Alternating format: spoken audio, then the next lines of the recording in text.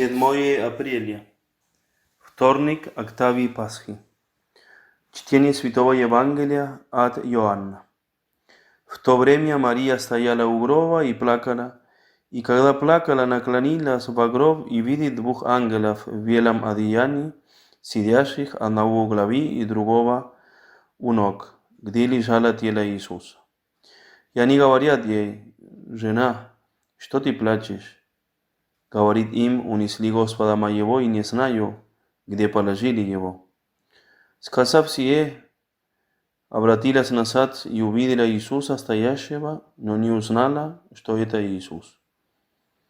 И Иисус говорит ей: «Жена, что ты плачешь? Кого ищешь?»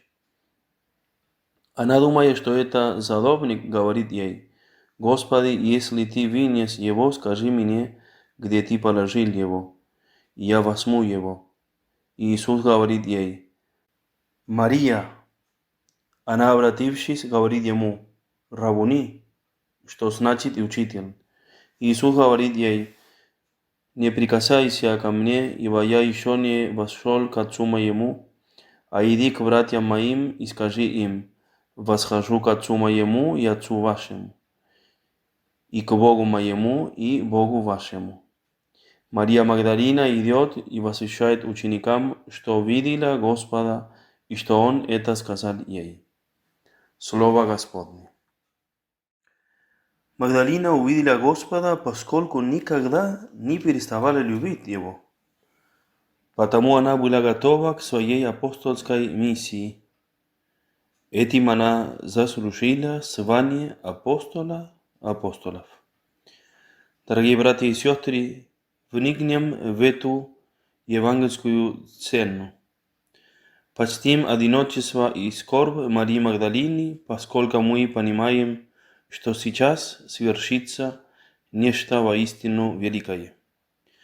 Она уже видела гроб пустым и, решив, что тело Господа унесли, возвестила печальную весть Петру и любимому ученику.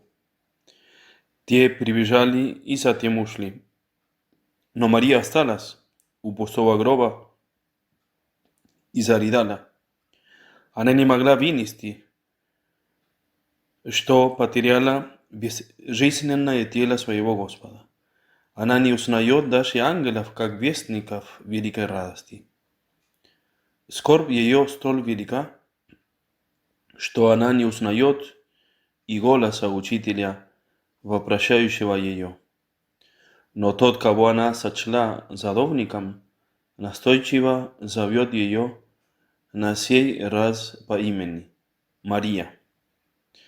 Реакция ее мгновенна: «Учитель». Иисус был для Марии ее добрый пастырь, тот, кто зовет своих овец по имени и выводит их, и овцы за ним идут, потому что знают голос его. Блаженна Мария Магдалина, плакавшая, ибо была утешена.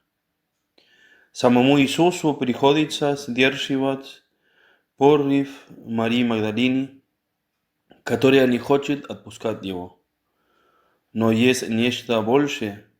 Надлежит идти и возвести великую радость братьям Иисуса.